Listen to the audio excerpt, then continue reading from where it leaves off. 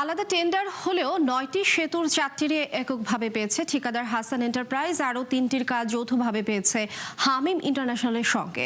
আবারও সেতুগুলোর দৈর্ঘ্য বাড়ানো হয়েছে ইচ্ছে মতো। এছাড়া ৩টি নির্মাণ চুক্তি করা হয়েছে অস্বাভাবিক ব্যয় বাড়িয়ে। ব্রাহ্মণবাড়িয়া নাসিরনগরে গ্রামীণ ৯ সেতু নির্মাণ প্রকল্পে ধরা পড়েছে এমন চিত্র। পরিকল্পনা মন্ত্রণালয়ের কর্মকর্তারা বলছেন, সরকারি অর্থ লোপাটে এমন আয়োজন করা হয়েছে।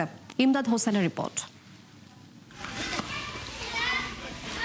নদীর উপরে অর্ধনির্মিত সেতু, নেই কোনো শ্রমিক, বন্ধ কাজ। পাশেই নৌকায় নদী পাড়ি দিচ্ছে ছোট্ট শিশুরা।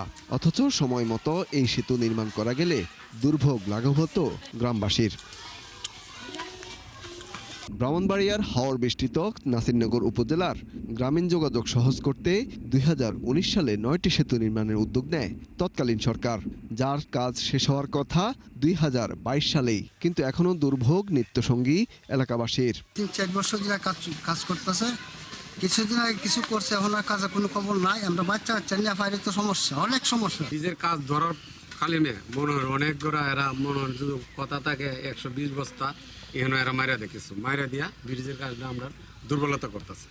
প্রকল্পটির এমন বেহাল দশার পেছনে রয়েছে স্থানীয় সরকার, প্রকৌশল অধিদপ্তর ও ঠিকাদারদের যোগসাজশ।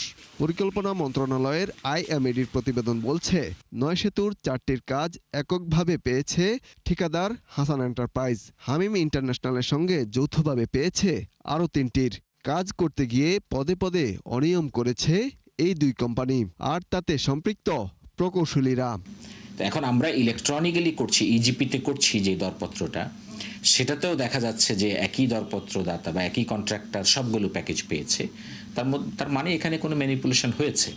ম্যানিপুলেশনটা হতে পারে ইভ্যালুয়েশন ক্রাইটেরিয়ার মধ্যে, ম্যানিপুলেশন হতে পারে মূল্যায়নের ক্ষেত্রে। তো এই জিনিসগুলো দেখতে হবে এবং এটা আমার মনে হচ্ছে যে এখানে কিছু ইরেগুলারিটিস আছে। প্রকল্প পরিকল্পনা বা ডিপিপিতে সেতুগুলোর দৈর্ঘ্য ধরা হয় ৫০ থেকে ৮০ মিটার, কিন্তু সরকার অনুমোদিত নকশার তোয়াক্কা না করে দৈর্ঘ্য বাড়ানো হয় ২৭৯ মিটার পর্যন্ত। আইএমএডির প্রতিবেদন বলছে, প্রতিটি সেতুতে ডিপিপিতে অতিরিক্ত ব্যয় ধরা হয়েছে। তা সত্ত্বেও ৩টি সেতুর ব্যয় বাড়ানো হয়েছে ২৫ কোটি টাকা। এই ৩টির কাজ যৌথভাবে পেয়েছে হাসান ও হামিম। কস্ট এস্টিমেট যেটা করা হয়েছে প্রত্যেকটা প্যাকেজের জন্য, তার চেয়ে অনেক বেশি এসছে। একটা হলো যে ১১ কোটি ছিল ২৫ কোটি, ১০ কোটি ছিল ১৫ কোটি, ১১ কোটি ছিল ১৭ কোটি। সুতরাং এটা এই যে দরপত্রের মূল্য এতটা বৃদ্ধি পেয়েছে, তার অর্থ হলো তারা বাস্তবসম্মত দাপ্তরিক প্রাক্কলিত মূল্য তৈরি করেনি। তার মানে এখানে ঠিক মতো অফিসিয়াল কস্ট এস্টিমেট করে নাই বলেই কিন্তু অনেক বেশি এসছে। ১২০ কোটি টাকার এই প্রকল্পের মেয়াদ এরই মধ্যে বেড়েছে ৩ বছর। এখন আরও ১ বছর বাড়ানোর তোড়জোড় চলছে, যদিও মোট কাজে ৩৬ ভাগই বাকি। সেতু নির্মাণে অনিয়ম সরকারি প্রতিবেদনে উঠে এলেও দায় অস্বীকার করছেন নির্বাহী প্রকৌশলী।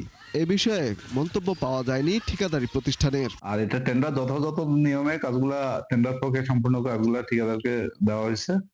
এখানে সেক্ষেত্রে হয়তো বিভিন্ন প্রেক্ষাপট সিচুয়েশন কারণে হয়তো ডিপিপি বাইরে টাকা বেশি লাগতে পারে, এটা সিচুয়েশনের উপর ডিপেন্ড করে।